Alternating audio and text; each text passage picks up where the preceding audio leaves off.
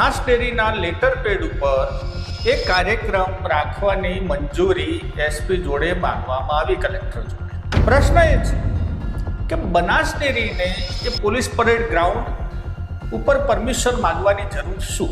ડેરીને permission માંગવાની ક્યાં આવે છે? આખી વાતોમાં ડેરીને શું લેવાની? શું ડેરી એટલે ભાજપના બાપની જાગીર છે તે? કેમ બનાસ ડેરીને કરવાનું કારણ જ શું? ભાજપ જોડે પૈસા નથી? કમલા ભિખારી થઈ ગયું છે? 17,000 કરોડ રૂપિયા તો કેશ પડી છે ત્યાં, નગદ રોકડા. આ પશુપાલકોના ખેડૂતોના પૈસાની એટલે પરસેવાની કમાણી છે. એને એની જાતને ઘસી નાખી છે ત્યાં.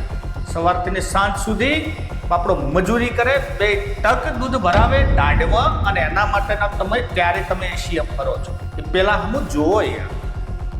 અને જે દિવસે તમે આ કરશો ને એ દિવસે પહેલો જ હું વાહ કરવા હું આવીશ. તમે જ્યારે માહિતી માંગશો, તમે માહિતીના હકદાર નથી, ભલે તમે પશુપાલક હોય. કારણ કે તમારું મોવડી મંડળ જે બેઠું છે ને એ ત્યાં બેરું ને મોંઘું બેઠું છે. અત્યારે પશુપાલક રોઈ રહ્યો છે.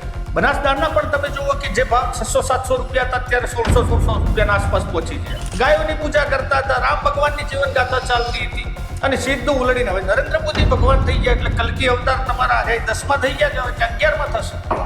જો આમાં તમે કરોડો રૂપિયા વાપર્યા હશે તો આ હાય તમને મારી નાખશે. ભલે તમે આજે વાહવાહી કરશો, પણ આ અંદરનો રામ રાજી નહીં થાય.